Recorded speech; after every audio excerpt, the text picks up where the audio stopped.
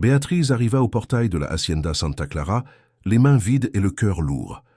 Elle ne portait qu'un sac en tissu usé sur l'épaule, une paire de gants en caoutchouc pliés dans la poche et un chiffon de nettoyage soigneusement rangé, comme si ces objets étaient la seule preuve qu'elle avait encore une quelconque utilité au monde. Le soleil de fin de matinée brûlait la route en terre et chaque pas semblait enfoncer un peu plus le poids de la vie dans ses épaules. Elle s'arrêta devant la clôture blanche, respira profondément et tenta de conserver ce qui lui restait de dignité. Elle ne pouvait pas trembler. Elle ne pouvait pas montrer sa peur. Elle avait besoin de ce travail, comme on a besoin d'eau. Derrière la clôture, les champs s'étendaient, verts et silencieux. Il y avait des chevaux qui paissaient, une vieille grange, de grands arbres qui se balançaient doucement et une maison principale imposante, blanche, avec une véranda et des chaises en bois. On aurait dit un lieu de film, de ceux que Béatrice ne voyait qu'à la télévision quand elle était enfant. Il semblait impossible que quelqu'un comme elle ait le droit d'être là. Pourtant, elle y était, et elle n'avait plus nulle part où aller. En ville, elle avait tout perdu en quelques mois. D'abord était venue la perte de son emploi à l'hôtel où elle travaillait comme femme de ménage. Ensuite, le loyer en retard, les factures qui s'accumulaient, et le propriétaire de la chambre qu'elle louait qui lui avait demandé de partir. Elle avait essayé des petits boulots, le ménage chez les particuliers, la vente de bonbons, mais rien ne durait. Et quand une dame du marché lui avait dit que la Hacienda Santa Clara cherchait du monde, Béatrice avait senti que c'était peut-être la dernière porte avant la fin. Une grande ferme, avec du mouvement, du travail. Une chance de recommencer. Elle toucha la cloche du portail avec précaution. Le son métallique résonna dans les champs. Pendant quelques secondes, rien ne se passa. Béatrice pensa à s'en aller avant que quelqu'un ne la voie. Mais alors, la porte de la maison principale s'ouvrit et une femme apparut sur le chemin de pierre. Ce n'était pas une vieille dame comme Béatrice l'avait imaginé. C'était une jeune femme, vêtue d'une robe violette simple et de bottes en cuir, tenant un chapeau de cow-boy à la main. Ses cheveux châtains ondulés tombaient sur ses épaules et ses yeux verts avaient une fermeté fatiguée, comme si cette femme avait appris trop tôt à ne compter sur l'aide de personne. Béatrice déglutit. La propriétaire s'approcha d'un pas mesuré, évaluant tout. Les vêtements simples de Béatrice, ses mains marquées, son petit sac. Il y avait dans l'air ce genre de silence qui pèse plus lourd que des paroles. « Vous êtes perdue » demanda la femme. « Non » répondit Béatrice rapidement, même si elle l'était. « Je suis venue demander du travail. » La propriétaire de la ferme plissa les yeux, comme si elle essayait de deviner ce qui se cachait derrière cette phrase. « Quel genre de travail ?»« Ménage. Cuisine s'il le faut.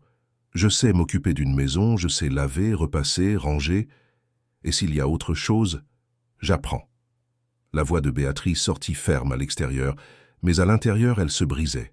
La femme resta silencieuse quelques secondes. Puis elle appela, sans tourner la tête, « Margaret !» Une dame en tablier apparut sur la véranda. Elle avait une expression gentille, mais un regard attentif de quelqu'un qui a déjà beaucoup vu dans la vie.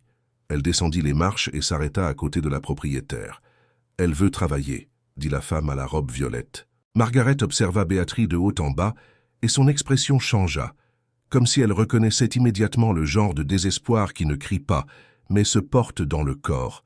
« Comment vous appelez-vous » demanda Margaret. « Béatrice », répondit-elle. La propriétaire respira profondément, comme si elle était fatiguée de prendre des décisions. « Je m'appelle Elena, et je n'ai pas l'habitude d'embaucher des gens comme ça, sortis de nulle part. »« Je comprends, » dit Béatrice, « mais j'en ai besoin. Et je ne causerai pas de problème, je veux juste une chance. » Elena croisa les bras. « Vous savez gérer la vraie saleté ? Je ne parle pas de maison en ville. Ici, il y a de la boue, des odeurs, du travail lourd. » Béatrice hocha la tête. « Je sais, je n'ai pas peur du travail. » Elena l'observa encore un instant, puis désigna la maison. « Margaret, emmène-la à la buanderie. Montre-lui ce qu'il faut faire. Si elle tient une journée, on discutera. » Béatrice ressentit une vague de soulagement si grande qu'elle faillit pleurer, mais elle se retint. « Merci, » dit-elle simplement. Margaret guida Béatrice le long du chemin. La ferme était vaste et pleine de détails, des outils suspendus, des caisses de nourriture pour animaux, des cordes, des portes en bois, une odeur de café venant de la cuisine. La buanderie se trouvait derrière la maison principale avec de grands bacs, de vieilles machines et des piles de draps. Margaret désigna tout avec calme. « Il y a une chambre dans la grange, me dit-elle. Ce n'est pas du luxe, mais c'est propre.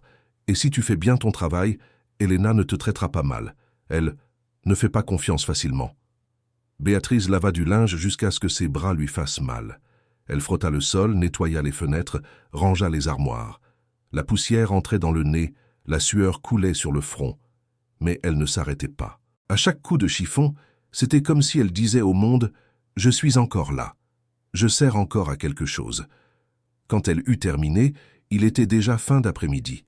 Margaret apparut avec une assiette de nourriture et la posa sur la table. « Mange », dit-elle fermement. Béatrice hésita. Elle était habituée à manger peu, à remettre à plus tard, à faire semblant de n'avoir pas faim. Mais l'odeur du riz et du bouillon chaud rappela à son corps qu'il était vivant. Elle mangea lentement, comme quelqu'un qui a peur de perdre cela.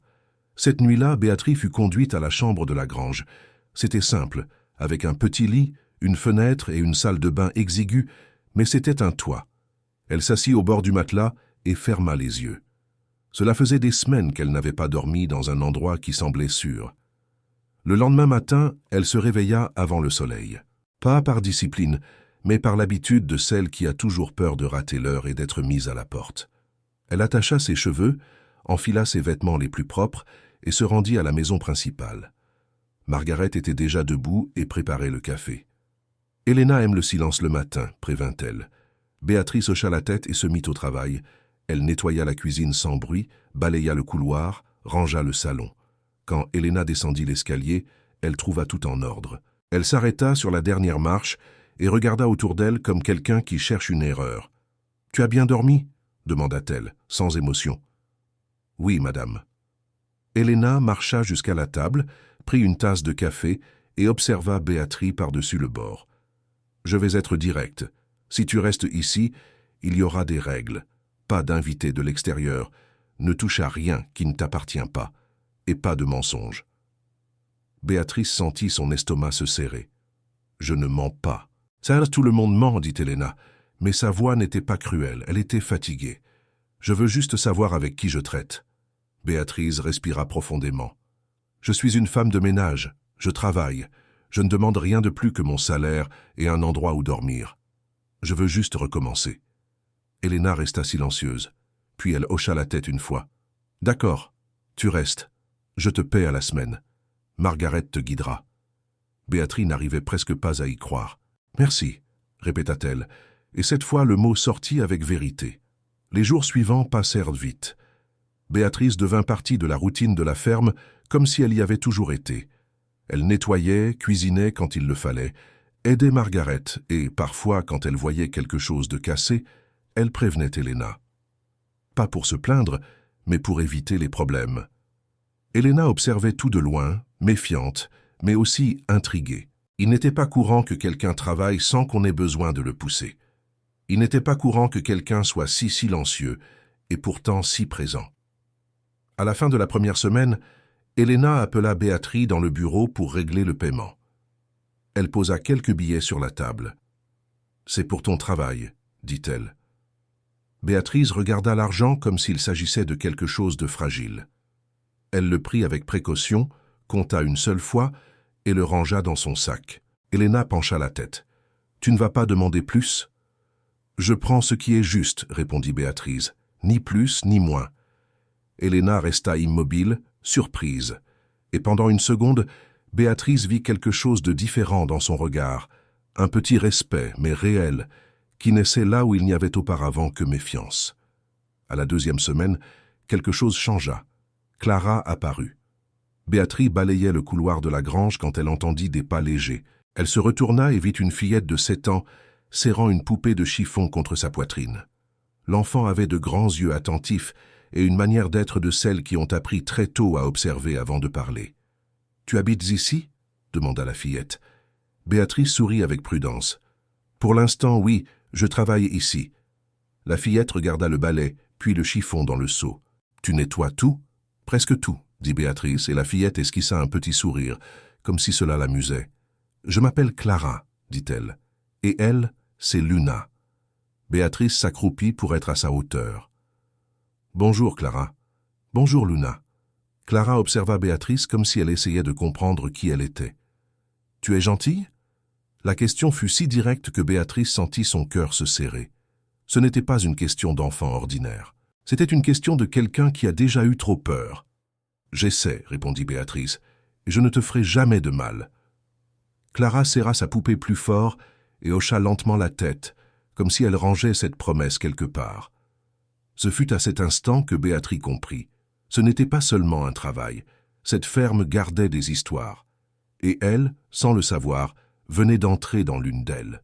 La présence de Clara commença à changer les journées de Béatrice sans qu'elle s'en rendît immédiatement compte. La fillette apparaissait dès qu'elle le pouvait, comme si elle testait le terrain, vérifiant si cette nouvelle personne était sûre. Parfois elle restait silencieuse, assise sur la marche de la grange, observant simplement Béatrice frotter le sol ou plier les draps. D'autres fois, elle posait de petites questions, mais chargées de curiosité et de prudence. Béatrice répondait avec patience, sans forcer l'intimité, car elle savait que les enfants comme Clara ne se gagnent pas avec des promesses, mais avec de la constance. Un après-midi très chaud, Béatrice trouva Clara dans la cour, en train d'essayer de porter un seau d'eau beaucoup trop lourd pour ses bras. La fillette faisait des efforts, le visage rouge et les genoux tremblants, mais elle ne demandait pas d'aide. Béatrice lâcha le chiffon qu'elle utilisait et s'approcha. « Je peux t'aider, » dit-elle doucement. Clara serra les lèvres, orgueilleuse. « Je peux y arriver. » Béatrice n'insista pas. Elle prit simplement l'autre poignée du seau et souleva avec elle. Le poids se répartit et Clara marcha à côté, faisant semblant que c'était grâce à elle. « Où est-ce que tu emmènes ça ?» demanda Béatrice. « À Estrella » répondit Clara en montrant l'écurie du fond. Béatrice fronça les sourcils. « Car qui est Estrella ?» Clara regarda autour d'elle comme si elle révélait un secret. « Une vieille jument. Elle reste toute seule. Elle ne mange pas bien. » Béatrice accompagna Clara jusqu'à l'écurie. Dans le dernier couloir se trouvait un box séparé avec une vieille plaque usée. Estrella. La jument était belle malgré son âge, mais elle était maigre, le regard triste, comme si elle portait une nostalgie que personne là-bas ne savait guérir. Clara posa le seau par terre et s'assit près de la clôture en bois, parlant tout bas à l'animal. « Je t'ai apporté de l'eau, » dit la fillette. « Aujourd'hui tu vas boire, d'accord?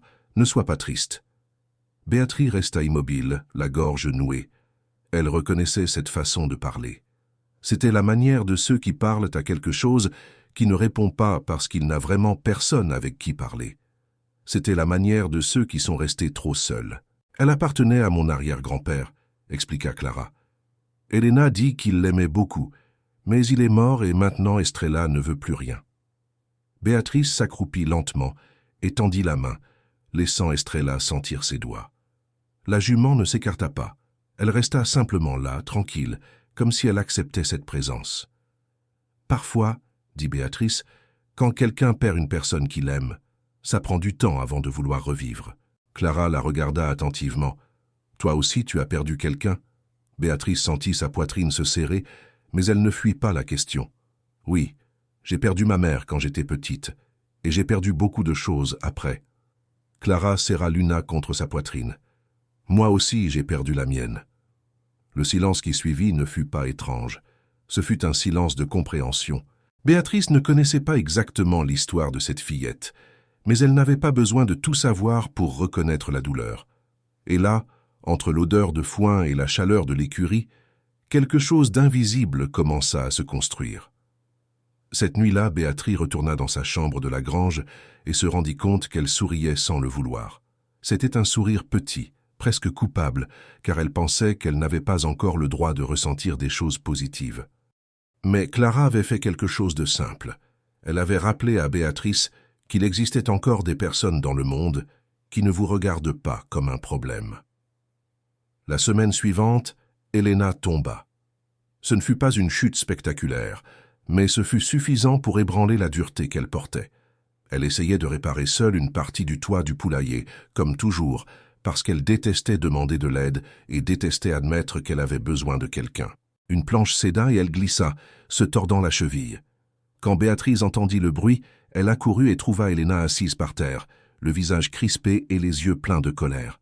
« Pas besoin de me regarder comme ça, » dit Elena, avant même que Béatrice parle. « Je vais bien. » Béatrice s'agenouilla calmement à côté d'elle.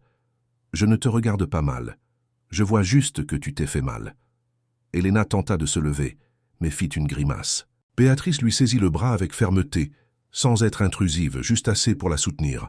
« Je n'ai pas besoin d'une nounou, » grogna Elena humiliée. « Je ne suis pas une nounou, » répondit Béatrice sans se vexer. « Je suis femme de ménage, mais je suis aussi une personne. Et les personnes aident les personnes quand elles en ont besoin. » Elena resta silencieuse, respirant fort. Pendant un instant, on aurait dit qu'elle allait protester davantage, mais ensuite son corps céda à la fatigue. Béatrice vit à cet instant que la propriétaire de cette ferme était une femme qui se battait seule depuis bien trop longtemps. Béatrice aida Elena à rentrer dans la maison principale. Margaret arriva inquiète, et ensemble, elles mirent de la glace sur la cheville et improvisèrent un bandage. Elena garda le visage dur tout le temps, mais ses yeux trahissaient autre chose, du soulagement de ne pas être seule, même si elle détestait l'admettre. « Merci », dit Elena tout bas, presque inaudible. Béatrice se contenta de hocher la tête. « Repose-toi.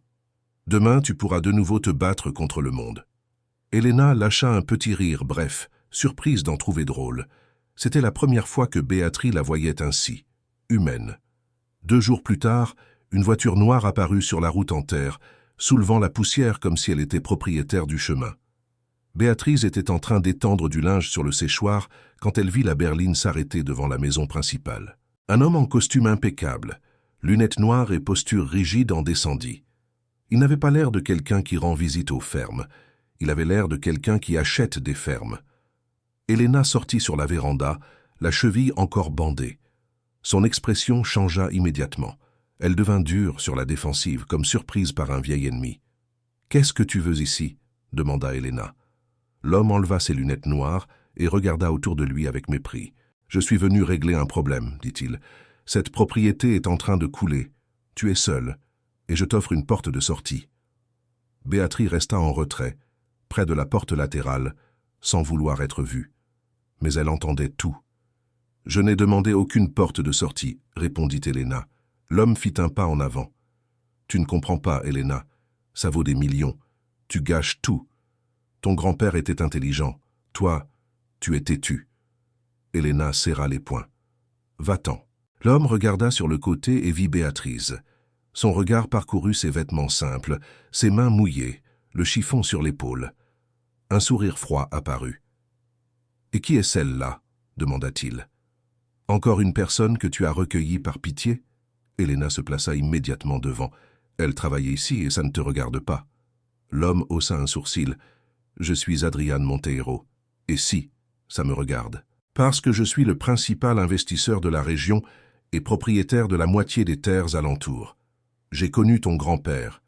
Je suis venu parce qu'il m'a demandé, avant de mourir, de veiller sur cette ferme si un jour tu n'y arrivais plus. » Béatrice sentit un frisson. Investisseur, propriétaire de terre, milliardaire peut-être. C'était le genre d'homme qui n'a pas besoin d'élever la voix pour être obéi. Elena respira profondément, essayant de ne pas montrer sa peur. « Si mon grand-père avait voulu que tu diriges ici, il te l'aurait laissé. Mais il me l'a laissé à moi. Alors va-t'en. » Adrian sourit, mais c'était un sourire sans chaleur. « Je peux partir aujourd'hui, mais je reviendrai. Et quand je reviendrai, ce sera avec des documents. Tu as des dettes, Elena, je le sais. Je peux tout acheter et te rendre encore service. »« Je préfère tout perdre que de vendre à toi, » dit Elena, et sa voix trembla de rage. Adrian regarda à nouveau Béatrice. « Et toi ?» dit-il en désignant du menton. « Ne te fais pas d'illusions. Les gens comme toi finissent toujours par payer le prix quand ils se mêlent de ce qui ne les regarde pas. » Béatrice sentit son corps se glacer. Mais avant qu'elle puisse baisser la tête, Clara surgit en courant de la grange et s'arrêta à côté d'elle. La fillette saisit la main de Béatrice très fort, comme pour dire sans mots « Je suis avec toi ». Adrian observa la scène un instant, mal à l'aise. Puis il remit ses lunettes et retourna à sa voiture. « Réfléchis bien, Elena, dit-il avant de monter. Le monde n'est pas gentil avec ceux qui insistent pour se battre. » La voiture partit en laissant un nuage de poussière. Elena resta immobile sur la véranda, le visage pâle. Margaret s'approcha mais ne dit rien. Clara serra la main de Béatrice encore plus fort. « C'était qui ?» demanda Clara. Béatrice déglutit. « Quelqu'un de dangereux. » Cette nuit-là, Elena appela Béatrice dans la cuisine. Elle était assise avec une lettre ouverte sur la table et les yeux rouges. Margaret se tenait à côté, silencieuse. « Il a envoyé ça », dit Helena d'une voix brisée. « Un avertissement légal. Il veut acheter la ferme. Et si je ne vends pas, il va essayer de la prendre par la justice. » Béatrice sentit son estomac se nouer. Elle venait juste d'arriver là. Et maintenant cet endroit, qui semblait la première bonne chose depuis des mois, était menacé. Helena se passa la main sur le visage. « Je ne sais pas si j'arriverai à gagner contre ça. » Béatrice regarda cette femme jeune, fatiguée, blessée, et pensa à elle-même. Elle pensa à ce que c'était que de vivre avec la peur du lendemain. Elle pensa à Clara et à la jument Estrella, à Margaret et à ce toit simple qui sauvait des nuits. « Tu n'es pas seule, » dit Béatrice avec fermeté. « La ferme est peut-être cassée, mais nous sommes là. » Helena leva lentement les yeux. « Nous ?» Béatrice hocha la tête. « Je ne sais pas me battre avec des avocats. Mais je sais travailler, je sais prendre soin. Je sais maintenir les choses debout quand elles veulent tomber. Et je ne partirai pas. » Helena la regarda comme si elle voyait Béatrice pour la première fois, vraiment. Et à cet instant, une décision silencieuse fut prise entre elles deux. Dehors, le ciel s'assombrissait et le vent passait dans les champs. Clara dormait serrant Luna contre elle. Estrella mâchait lentement du foin, un peu plus vivante qu'avant. Et dans la cuisine, deux femmes qui avaient été sous-estimées toute leur vie commencèrent à comprendre que, parfois, la force naît précisément quand on pense qu'on n'en a plus du tout. Le lendemain matin, Adrian revint, mais cette fois il n'apporta pas de menace. Il apporta du silence. Il trouva Béatrice en train de nettoyer la véranda et s'arrêta, observant comment elle travaillait sans se plaindre, comme si chaque geste était une promesse. « Tu n'as pas peur ?» demanda-t-il. Béatrice leva les yeux. « J'ai déjà tout perdu. La peur ne paie pas les factures. » Adrian resta immobile, comme si cette phrase avait traversé son armure. Plus tard, il remit à Helena un document différent, un accord juste, sans piège. Et, sans que Béatrice le sache, il changerait sa vie pour toujours.